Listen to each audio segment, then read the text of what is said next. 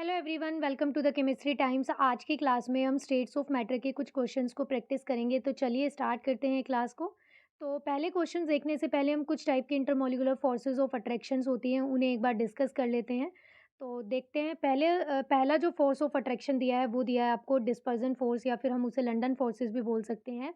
और ये किसके बीच में होती है? ये ऑल एटम्स और मॉलिक्यूल्स के बीच में प्रेजेंट होती है, यानी कि जो गैशियस ऑल एटम और मॉलिक्यूल से क्या मतलब है, यानी कि जो गैसियस एटम और मॉलिक्यूल्स जो होते हैं ये उनके बीच में प्रेजेंट होता है। जैसे देखो, ये मोनोटॉमिक गैसेस हो सकती हैं, जैसे जो नॉर्मल गैसेस होती हैं, हीलियम है, नियॉन है, आर्गन है, ये सब। और जो डायटोमिक गैसेस होती हैं लाइक H2, N2, O2। तो इन सब के बीच में जो फोर्स ऑफ अट्रैक्शन बनता है, जो इंट्रैक्शन होती है, उसे ही हम क्या बोलते हैं? London forces. और ये कैसा होता है? वीक होता है, ये वीक फोर्सेस होते हैं। और ये क्या होता है? मोलर मास, यानी कि इन मॉलिक्यूल्स का, इन एटम्स का मास जैसे-जैसे इंक्रीज़ होता जाएगा, इनके साथ में क्या होता रहेगा? ये फ़ोर्स ऑफ अट्रैक्शन भी इंक्रीज़ होती जाएगी, ठीक है? तो मास के साथ ये जो लंदन फोर्सेज़ होते हैं, क्या है? इंक्रीज़ होते रहते हैं। नेक्स्ट जो टाइप की इंटरेक्शन है, वो है डाइपोल डाइपोल फोर्सेज़। तो डाइपोल डाइपोल से क्या मतलब होता है? देखो, डाइपोल डाइपोल का मतलब ये है, डाइपोल यानी कि द इलेक्ट जैसे सपोज़ ये HCl मॉलिक्यूल है यहाँ पर हमारे पास, तो हमें पता है कि क्लोरीन क्या होता है? ज़्यादा इलेक्ट्रोनेगेटिव एटम है एज़ कम्पेयर टू हाइड्रोजन। तो इसके ऊपर क्या हो जाता है? पार्शियली नेगेटिव चार्ज डेवलप हो जाता है और इसके ऊपर पार्शियली पॉजिटिव चार्ज डेवलप हो जाता है। तो इसे ही हम क्या बोलते हैं? कि पोल बन गए, ठीक है? तो इसीलिए हम इसे क्या बोलते हैं? डाइपोल, यानी कि इसे ही डाइपोल बोलते हैं। और ये कैसे मॉलिक्यूल होते हैं? ये पोलर मॉलिक्यूल होते हैं due to the electronegativity difference. Electronegativity difference की वजह से क्या होता है? ये पोलर मॉलिक्यूल्स होते हैं। तो सपोज़ दूसरा जो HCl मॉलिक्यूल होगा, उसमें क्या होगा? दूसरे HCl मॉलिक्यूल में क्या होगा भई? अगर ये HCl मॉलिक्यूल है तो इसमें भी यहाँ पर क्या आएगा? पार्शियली नेगेटिव चार्ज और ये पार्शियली पॉजिटिव चार्ज। तो यहाँ पर क्या होगा? जो इंटरेक्शन है, वो किसके बीच में हो जाएगी? देखो, ये नेगेटिव और पॉजिटिव के बीच में ऐसे इंटरेक्शन होगी। तो मतलब ऐसे थर्ड मॉलिक्यूल होगा तो उसके यानी कि एक क्लोरीन और एक हाइड्रोजन के साथ फिर इंटरेक्शन बनेगी, फ़ोर्स ऑफ अट्रैक्शन बनेगा। तो जो इस टाइप की इंटरेक्शन होती है, जो फ़ोर्स ऑफ अट्रैक्शन बनता है, उसे हम क्या बोलते हैं? Dipole dipole forces. और इनकी जो स्ट्रेंथ होती है वो कैसी होती है? मॉडरेट स्ट्रेंथ की होती हैं। फिर नेक्स्ट है हाइड्रोजन बॉन्डिंग। तो जो हाइड्रोजन बॉन्डिंग होती है, ये क्या होती है भई? Hydrogen bonding hydrogen atom hydrogen molecule के साथ में, और साथ में क्या रहते हैं? फ्लोरीन, ऑक्सीजन और नाइट्रोजन, ये इलेक्ट्रोनेगेटिव एटम प्रेज़ेंट होते हैं। तो जो इनके बीच में जो इंटरेक्शन होती है, उसे हम क्या बोलते हैं? हाइड्रोजन बॉन्डिंग बोलते हैं। जैसे फॉर एग्ज़ाम्पल यहाँ पर देखो, आपको HF दिया है, तो HF में क्या होगा? देखो, जैसे ये HF है तो इसके ऊपर क्या आएगा? पार्शियली नेगेटिव चार्ज, और इसके ऊपर आएगा पार्शियली पॉजिटिव चार्ज। सेम ऐसे ही एक और HF मॉलिक्यूल है, तो यहाँ पर आएगा पार्शियली पॉजिटिव और यहाँ आएगा पार्शियली नेगेटिव। तो इनके बीच में जो इंटरेक्शन हुई है, हाइड्रोजन और क्या हुई है? इलेक्ट्रोनेगेटिव एलिमेंट जो होते हैं, फ्लोरीन, नाइट्रोजन, ऑक्सीजन। तो इनके साथ जो इंटरेक्शन होती है, इनके बीच में जो फ़ोर्स ऑफ अट्रैक्शन बनता है, उसे हम कहते हैं हाइड्रोजन बॉन्डिंग। ये कैसा होता है? स्ट्रॉन्ग होता है। फिर है next ion dipole. Ion dipole में देखो क्या है? डाइपोल का मतलब अभी समझाया कि डाइपोल क्या होता है। तो ऐसे देखो, आयन दिया है, तो आयन का मतलब क्या है? जैसे सपोज़ ये एक कोई आयन हो गया और इसके चारों तरफ क्या है? पोलर मॉलिक्यूल्स है। जैसे फॉर एग्ज़ाम्पल H2 है, तो H2O में आपको पता है इसके ऊपर पार्शियली पॉजिटिव चार्ज आएगा, हाइड्रोजन पे पार्शियली पॉजिटिव चार्ज होता है, ऑक्सीजन पे पार्शियली नेगेटिव होता है। तो देखो, ये जैसे है यहाँ पर, तो ये इसके ऊपर क्या रहेगा? नेगेटिव चार्ज रहेगा, और ये तो इस तरह से वाटर मॉलिक्यूल क्या रहेंगे? इसके चारों तरफ सराउंडेड रहेंगे। तो ये जो आयन है, इस आयन के साथ में क्या है? ये पोलर मॉलिक्यूल के बीच में क्या हो रही है? इंटरेक्शन हो रही है। तो इसी टाइप के इंटरेक्शन को देखो यहाँ पर ये दिखाया है, इस तरह से सराउंडेड होगा ये, और इसी टाइप की इंटरेक्शन को हम क्या बोलते हैं? आयन डाइपोल बोलते हैं। और ये क्या है? वेरी स्ट्रॉन्ग है। फिर एक और इंटरेक्शन बन सकती है, वो क्या हो सकती है? हमारी आयन आयन इंटरेक्शन। तो देखो, जो आयन आयन होती है, दोनों ही देखो क्या है? आयन है। तो आयन आयन का एग्जांपल क्या हो जाएगा? जैसे Na पॉजिटिव, Cl नेगेटिव। तो इनके बीच में जो इंटरेक्शन होती है, फोर्स ऑफ अट्रैक्शन जो होता है, वो सबसे ज़्यादा स्ट्रॉन्ग होता है। और ये इनके बीच में फोर्स ऑफ अट्रैक्शन को हम क्या बोलते हैं? इलेक्ट्रोस्टैटिक फोर्स भी बोल देते हैं। तो ये क्या होती है? सबसे स्ट्रॉन्ग होती है। तो ये कुछ टाइप की इंटरेक्शन थी। तो यहाँ पर जो फर्स्ट क्वेश्चन है वो हमारा कुछ ऐसे ही है। उसमें हमें क्या करना है? फोर्स ऑफ इंटरेक्शन दी हुई है और ये पूछा है कि ऑर्डर में अरेंज करना है कि कौन सी सबसे ज़्यादा होती है और कौन सी कम। तो चलो अरेंज करते हैं इन फोर्सेस को ऑर्डर में, इन इंटरेक्शंस को अरेंज करते हैं। तो जो सबसे वीक फोर्सेस बनेगा वो हमने देखा था कि लंदन फोर्सेस होता है, तो लंदन फोर्सेस वंडरवॉल फोर्सेस में ही आते हैं। तो जो सबसे वीकेस्ट फोर्स बनेगा, वीकेस्ट इंटरेक्शन बनेगी, वो कौन सी बनेगी? वंडरवॉल बनेगी। और यहाँ पर देखो, आपको ऑप्शन में आयनिक तो दिया नहीं है, आयनिक सबसे स्ट्रॉन्गेस्ट होती है, आयनिक के बाद यहाँ पर क्या आता है? कोवलेंट आता है। तो जो सबसे स्ट्रॉन्गेस्ट बनेगी वो अपनी कौन-सी आएगी यहाँ पर अकॉर्डिंग टू द ऑप्शंस वो कोवलेंट बनेगी। तो देखो आपको फर्स्ट ऑप्शन कट हो जाएगा क्योंकि इसमें कोवलेंट लीस्ट दिया है और बाकी ऑप्शन में देखो डी ऑप्शन भी कट हो जाएगा क्योंकि इसमें डाइपोल डाइपोल वीकेस्ट बताया जबकि वीकेस्ट कौन-सी होती है वंडर वॉल होती है और स्ट्रॉन्गेस्ट क्या आएगी डाइपोल आए ये कोवलेंट आएगी। तो इन दोनों ऑप्शन में आपको करेक्ट दिया है तो यहाँ पर जो राइट आंसर बनेगा वो क्या बनेगा ऑप्शन नंबर सी। जो सबसे वीकेस्ट बनेगी वो क्या होगी अपनी वंडर वॉल होगी, फिर इसके बाद डाइपोल डाइपोल आएगा, डाइपोल डाइपोल से स्ट्रॉन्ग कौन-सी होती है हाइड्रोजन बॉन्डिंग होती है। फिर यहाँ पर कोवलेंट आएगा और फिर लास्ट में अगर यहाँ पर ऑप्शन दिया होता तो यहाँ पर कौन-सी आती आयनिक आती। तो यहाँ पर जो इसका राइट आंसर बनेगा वो क्या बनेगा option number C. Next question देखते हैं। नेक्स्ट क्वेश्चन में क्या पूछा है आपसे कि which of the following is not correct for an ideal solution. यहाँ पर आइडल सॉल्यूशन के लिए करेक्ट पूछा है कि कौन सा ऑप्शन नहीं है। तो देखो जो आइडल सॉल्यूशन होता है वो रोल्स लॉ को ओबे ओबे करते हैं, ये ठीक है। और जो डेल एच होता है वो भी क्या होता है ज़ीरो होता है। यहाँ पर ये सी की जगह पे डेल वी है और जो डेल वी होता है वो भी क्या होता है ज़ीरो होता है। और यहाँ पर देखो जो डी ऑप्शन आपको दिया है इसमें क्या दिया है कि जो डेल एच है और जो डेल वी है इनकी वैल्यू क्या है नॉट इक्वल्स टू ज़ीरो होती है। तो यही क्या है इसका इनकरेक्ट ऑप्शन है। तो राइट आंसर क्या जाएगा ऑप्शन नंबर डी।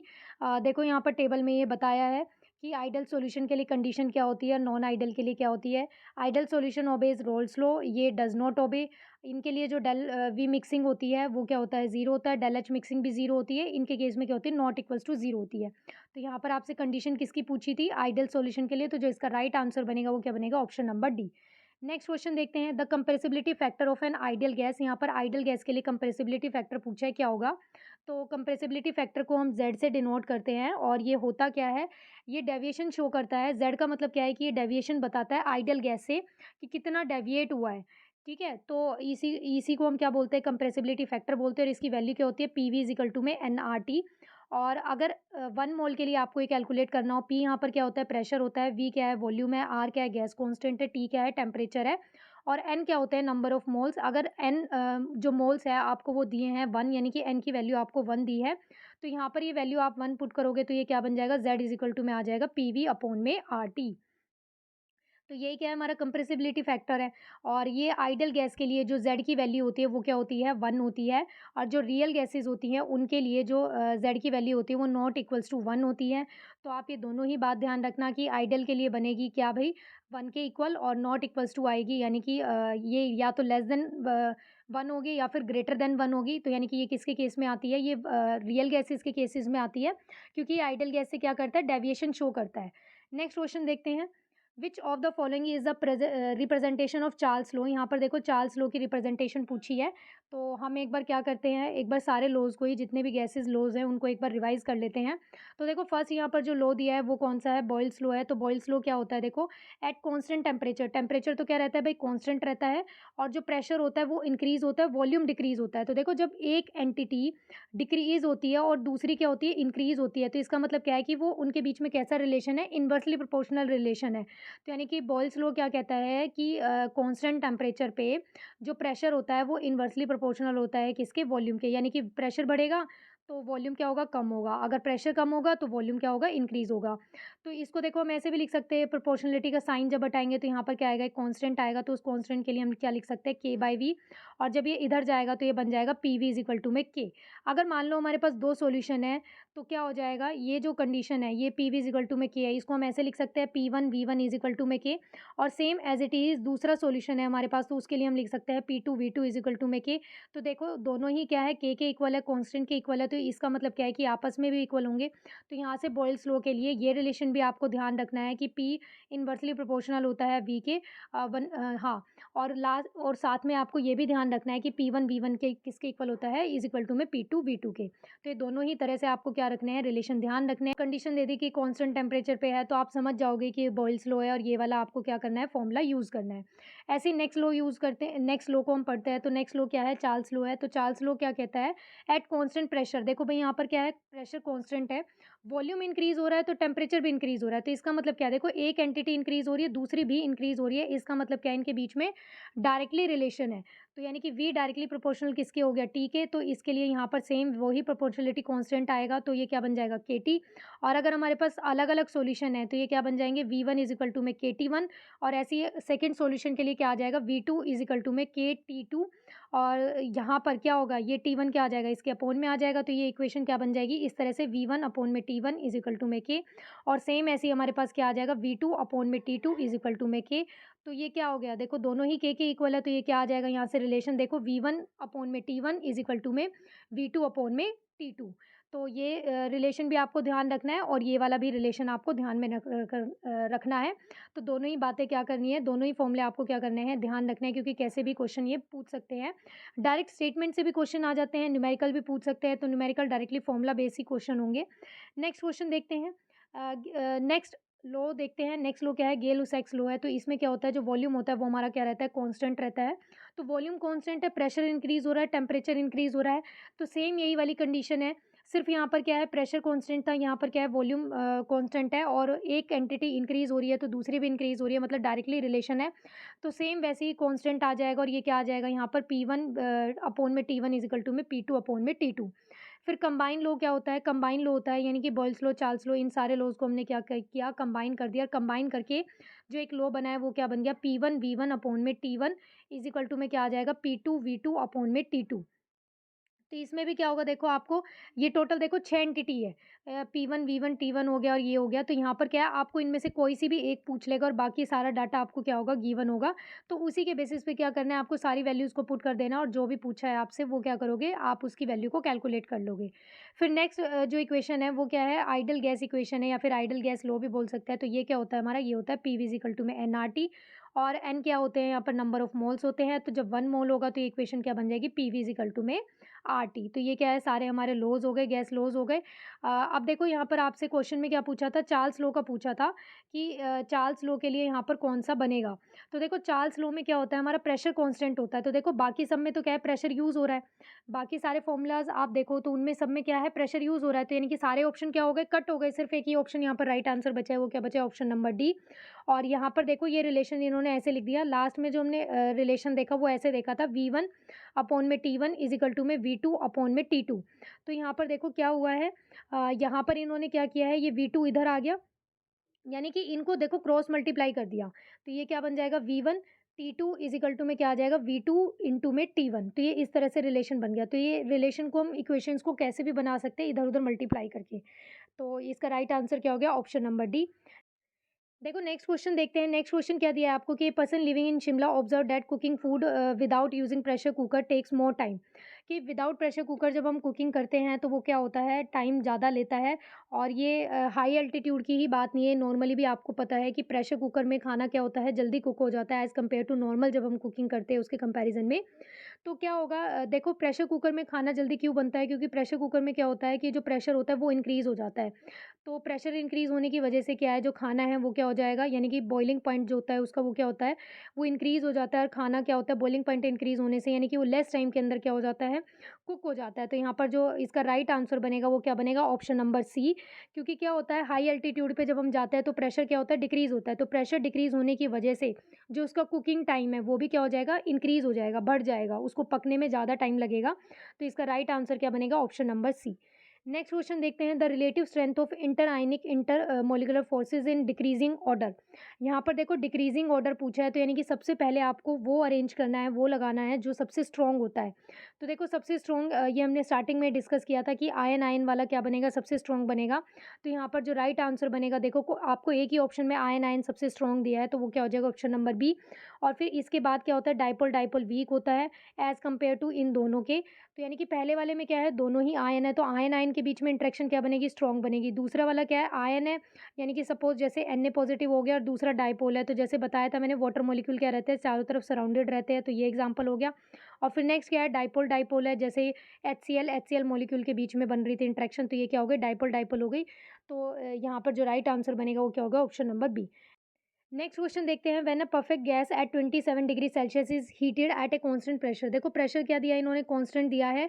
तो यानी कि कौन कौन सा लो हो गया, ये चार्ल्स लो हो गया। और टू ए फाइनल टेम्परेचर फिर देखो यहाँ पर 2 टेम्परेचर दिए हैं आपको, यानी कि एक T1 हो गया और एक T2 हो गया। तो T1 आपको कितना दिया है 27 डिग्री सेल्सियस। इसे हम क्या करते हैं न्यूमेरिकल्स में जनरली हम इन्हें केल्विन में कन्वर्ट कर लेते हैं। तो यहाँ पर जब आप इसे केल्विन में कन्वर्ट करोगे तो ये क्या हो जाएगा 273 ऐड करोगे तो कितना आ जाएगा 300 केल्विन। इसी तरह से T2 कैलकुलेट करेंगे तो T2 क्या हो जाएगा, देखो आपको T2 कितना दिया है 327 डिग्री सेल्सियस दिया है। तो इसमें जब आप 273 को ऐड करोगे केल्विन में कन्वर्ट करने के लिए कितना आ जाएगा 600 केल्विन। तो अब देखो ये चार्ल्स लॉ है, क्योंकि इसने क्या बोल दिया कांस्टेंट प्रेशर। तो चार्ल्स लॉ के लिए जब हमें ऐसे 2 सॉल्यूशन दिए होते हैं या फिर 2 कंडीशन दी होती है, तो जो हमारा रिलेशन होता है वो क्या होता है V1 अपॉन में T1 इज़ इक्वल टू में V2 अपॉन में T2। तो देखो यहाँ पर आपको T1 और T2 2 दिए हैं। V1 और V2 के लिए कंडीशन क्या दी है उसने, देखो then volume of the gas. तो वॉल्यूम है जो गैस का वो स्टार्टिंग में जितना भी होता है उसके कंपैरिजन में पूछा है कि कितना बढ़ जाएगा, यानी कि T1 पे जो भी वॉल्यूम था T2 टेम्परेचर जब हमने कर दिया तो वॉल्यूम पे क्या इफ़ेक्ट आएगा। तो यानी कि हमें यहाँ पर क्या पता करना है, वॉल्यूम का पता करना है कि वॉल्यूम में क्या चेंजेस आएँगे या कितना इंक्रीज़ होगा। तो देखो यहाँ पर वैल्यू क्या करो आप पुट कर दो। तो देखो जो V1 है, V1 को हम क्या कर लेते हैं, स्टार्टिंग वाले V1 को हम क्या कर लेते हैं मान लेते हैं, और जो V2 है वो आपको क्या करना है कैलकुलेट करना है कि कितना बनेगा। तो यहाँ पर आप वैल्यूज़ को पुट कर दो। तो यहाँ पर क्या पुट करना है आपको V1 पुट करना है। तो V1 क्या है अपना V है, और T1 कितना है अपना T1 जो अपना टेम्परेचर था वो हमने देखा था वो कितना आ रहा था अपना 300 आ रहा था। और जो यहाँ पर V2 है, V2 आपको क्या करना है कैलकुलेट करना है, और यहाँ पर जो T2 है वो आपका क्या था 600 केल्विन था। तो यहाँ पर देखो क्या हो जाएगा ये क्या हो गया यहाँ पर देखो ये कैंसल होगा। तो ये कितना आ जाएगा 1/2। तो यानी कि यहाँ पर जो इक्वेशन बनेगी वो कैसे बन जाएगी, देखो ये कुछ इस तरह से आ जाएगी ये इक्वेशन। V अपॉन में V इज़ इक्वल टू में मतलब यहाँ पर तो कुछ बचेगा ही नहीं, 1 आएगा और यहाँ पर क्या आ जाएगा V2 अपॉन में 2। तो अब ये क्या हो जाएगा, ये देखो इधर चला जाएगा। तो इसका मतलब क्या है यहाँ पर, यानी कि ये V2 की जो वैल्यू आएगी, यानी कि जो नया वॉल्यूम आएगा वो कितना आएगा 2V। और V हमने क्या लिया था इनिशियली वॉल्यूम, यानी कि जो V1 था। तो इसका मतलब क्या है कि वो जो नया वॉल्यूम आएगा, यानी कि नए टेम्परेचर पे जो सेकंड कंडीशन दी थी आपको टेम्परेचर पे, उस पे क्या हो जाएगा वो डबल हो जाएगा इनिशियल वाले से। तो यहाँ पर जो राइट आंसर बनेगा वो देखो क्या आ जाएगा 2 टाइम्स। तो राइट ऑप्शन क्या हो गया, option number C. Next question देखते हैं। इस क्वेश्चन में देखो आपको क्या पूछा है कि in van der Waals equation of state of the gas law the constant b is measure of. Van der Waal जो इक्वेशन होती है वो देखो ये होती है पी प्लस में a n square by V square, फिर ये ब्रैकेट में क्लोज होता है और इनटू में क्या होता है V minus N B is equal to में एन आर टी। एन क्या है नंबर ऑफ मोल्स होते हैं, पी क्या है प्रेशर है, और यहाँ पर ए और बी क्या होते हैं कॉन्स्टेंट होते हैं, वी क्या है अपना वॉल्यूम है, आर क्या होता है गैस कॉन्स्टेंट होता है, और टी क्या है टेम्परेचर है। तो बी जो होता है, बी हमारा क्या होता है वॉल्यूम करेक्शन फैक्टर होता है। तो ये आप ध्यान रखना, आपसे क्वेश्चन में ये ए और बी कांस्टेंट भी पूछ सकता है कि ए का सिग्निफिकेंस क्या है, बी क्या होता है, कुछ भी पूछ सकता है, ठीक है। तो यहाँ पर करेक्शन वॉल्यूम फैक्टर भी पूछ सकता है कौन सा होता है। और तो यहाँ पर ये जो बी होता है ये किसके लिए होता है, वॉल्यूम के लिए होता है। वॉल्यूम की जगह पे आपको इफेक्टिव साइज भी लिखा हुआ मिल सकता है ऑप्शन में। तो यहाँ पर आपसे देखो बी का ही पूछा है कि बी का सिग्निफिकेंस क्या है या फिर बी क्या होता है। तो बी क्या होता है volume occupied by the molecules. तो वॉल्यूम जो ऑक्यूपाई करते हैं मॉलिक्यूल्स, ये उसके लिए कांस्टेंट होता है। और ए कांस्टेंट क्या होता है, ये अट्रैक्टिव फोर्स के लिए कांस्टेंट होता है। तो यानी कि जो मॉलिक्यूल्स हैं उनके बीच में जो अट्रैक्टिव फोर्स होता है उसका कांस्टेंट कौन सा होता है, उसका कांस्टेंट होता है ए। फिर यहाँ से एक और इम्पॉर्टेंट क्वेश्चन बनता है, ये इम्पॉर्टेंट है आपसे, ए और बी की ये जो कांस्टेंट है, ए और बी यहाँ पर जो इस इक्वेशन में इनकी यूनिट्स भी पूछ सकता है आपसे। तो देखो ए जो कांस्टेंट होता है, ए की जो यूनिट बनती है वो यूनिट क्या बनती है, वो होती है आपकी एटमॉस्फेरिक लीटर स्क्वायर पर ये क्या आएगा मोल -2, यानी कि मोल क्या रहता है अपोन में रहता है, ये ऊपर जाके -2 में बन जाता है। तो ये आप ध्यान रखना, ए और बी की आपसे क्या है यूनिट भी पूछ सकता है कि क्या होती है। तो जो वी होता है, बी होता है, यानी कि जो वॉल्यूम के लिए जो यूज़ करते हैं हम, तो उसकी जो यूनिट होती है वो क्या होती है आपकी लीटर पर मोल। तो ये क्वेश्चन मतलब क्वेश्चन ऐसे भी आ सकता था कि ए की यूनिट क्या होती है या फिर बी की यूनिट क्या होती है। What is the SI unit of viscosity coefficient. Viscosity coefficient का आपसे क्या पूछा है, यहाँ पर यूनिट पूछा है। तो जो इसकी यूनिट होती है वो क्या होती है, option number B newton second per metre square. और इसकी जगह पे जो न्यूटन है, इसकी न्यूटन पर मीटर स्क्वायर आपको पता है ये क्या होता है, पास्कल भी होता है। तो इसकी जो यूनिट थी वो ऐसे भी हो सकती थी, पास्कल सेकंड। तो ये आप ऑप्शन में देखना कि आपको कौन सी टर्म्स में यूनिट दिया है, उसके हिसाब से उसके अकॉर्डिंग हम क्या करते हैं ऑप्शन को चूज़ करते हैं। और विस्कोसिटी क्या होती है, ये लिक्विड की क्या होती है, ये एक लिक्विड मतलब लिक्विड्स में क्या होती है, लिक्विड की प्रॉपर्टी होती है जो क्या होती है, इंटरनल रेजिस्टेंस होता है टू फ्लो, यानी कि जो लिक्विड की टेंडेंसी होती है फ्लो होने कि उसका जो रेजिस्टेंस होता है उसे हम क्या बोलते हैं, विस्कोसिटी बोलते हैं। नेक्स्ट क्वेश्चन देखते हैं, what is the most favourable condition to liquefy a gas? किसी भी गैस को लिक्विफाई करने के लिए जो कंडीशन होती है वो क्या होती है? हाई टेम्परेचर हाई प्रेशर, या फिर लो टेम्परेचर हाई प्रेशर, या फिर लो टेम्परेचर लो प्रेशर, या फिर हाई टेम्परेचर और लो प्रेशर होता है। तो जो कोई भी गैस को हम लिक्विफाई करते हैं उसके लिए जो फेवरेबल कंडीशन होती है वो क्या होती है? Low temperature high pressure. Next question देखते हैं। ये क्वेश्चन नहीं है, ये एक रिलेशन है। आप ये ध्यान रखना, ये इम्पॉर्टेंट है, ये किसी टीचिंग एग्ज़ाम में ही आया हुआ है। मुझे ध्यान नहीं है कि कौन से एग्ज़ाम में था, बट ये मैंने किसी एग्ज़ाम में देखा था, कोई टीचिंग एग्ज़ाम क्या टीचिंग एग्ज़ाम में ये रिलेशन पूछा था डेंसिटी और मोलर मास का, या फिर डेंसिटी या फिर वॉल्यूम का कुछ रिलेशन पूछा था आपसे। तो देखो क्या है, जो आइडियल गैस इक्वेशन होती है वो क्या होती है? P V is equal to में एनआरटी। यहाँ से आप पी की वैल्यू कैलकुलेट करोगे तो पी की वैल्यू क्या बनती है? NRT by we. एन क्या होते हैं? नंबर ऑफ मोल्स होते हैं। नंबर ऑफ मोल्स कैलकुलेट करने का जो फॉर्मूला होता है वो हमारा क्या होता है? गिवन मास अपॉन में मोलर मास। तो यहाँ पर हम क्या करेंगे इस इक्वेशन में, यहाँ पर एन की वैल्यू पे ये मोल के जो फॉर्मूला होता है एम बाय एम, यानी कि गिवन मास अपॉन में मोलर मास, इसे पुट कर देंगे। तो यहाँ पे हमने इस इक्वेशन में एन के प्लेस पे पुट कर दिया तो इक्वेशन ये ऐसी बन गई। फिर आपको ये भी पता है कि जो डेंसिटी होती है वो क्या होती है? मास पर यूनिट वॉल्यूम होती है, यानी कि एम बाई वी को हम क्या बोलते हैं? डी बोलते हैं। तो यहाँ पर देखो क्या हो जाएगा, ये जो एम है और जो ये वॉल्यूम है इनके प्लेस पे क्या आ जाएगा? डी आ जाएगा। तो ये रिलेशन क्या बन जाएगा? पी इज इक्वल टू में ये मास बाय वी के प्लेस पे तो क्या आ गया? डी आ गया। R T as it is है और नीचे क्या रह गया? मोलर मास रह गया। तो ये क्या आ गया? यहाँ पर रिलेशन आ गया। तो यहाँ से देखो आप प्रेशर भी कैलकुलेट कर सकते हो, मास भी कैलकुलेट कर सकते हो, या फिर ये रिलेशन आपको ऐसे भी लिखा मिल सकता है, P M is equal to में डी आर टी। तो ये आप थोड़ा सा ध्यान रखना। तो ये किसके बीच का रिलेशन होता है? ये डेंसिटी और मोलर मास के बीच का रिलेशन होता है। नेक्स्ट क्वेश्चन देखते हैं। नेक्स्ट क्वेश्चन क्या है? If the pressure and the absolute temperature of a given mass of a gas are double, the new volume will be the dash of initial volume. देखो यहाँ पर आपको क्या दिया है? कंडीशन दी है कि हमने क्या किया है कि पहले के कंपैरिजन में एक स्टार्टिंग में जो भी प्रेशर और टेम्परेचर था उसको हमने क्या कर दिया? डबल कर दिया। तो ये दो कंडीशन हो गई कि यानी कि पहले स्टार्टिंग में जितना भी था उसका डबल हो गया, तो जो फिर उसका वॉल्यूम स्टार्टिंग में रहेगा तो नए वॉल्यूम से कितने टाइम्स आएगा, या फिर सेम रहेगा, डबल होगा, ट्रिपल होगा, क्या होगा? तो वो हमें पता करना है। तो देखो यहाँ पर क्या दिया है कि प्रेशर और टेम्परेचर दिया है वो डबल हुआ है, ठीक है, और वॉल्यूम के लिए आपको पता करना है। तो देखो प्रेशर हम लेट कर लेते हैं कि P1, यानी कि स्टार्टिंग में जो प्रेशर था वो हमने मान लिया है P, और P2 को हम क्या मान लेते हैं? फाइनल मान लेते हैं, यानी कि सेकंड कंडीशन जब डबल हो रहा है तो उसको हमने लिख दिया 2P, कि भाई जो भी स्टार्टिंग में था उसका डबल हो गया 2P। ऐसे सेम हम टेम्परेचर के साथ करते हैं। टेम्परेचर क्या हो गया? T1, टेम्परेचर को हमने लिख दिया T, और जो T2 हो गया यानी कि सेकंड कंडीशन पे जो टेम्परेचर हो गया वो पहले वाले से क्या हुआ है? डबल, तो वो कितना हो जाएगा? 2T।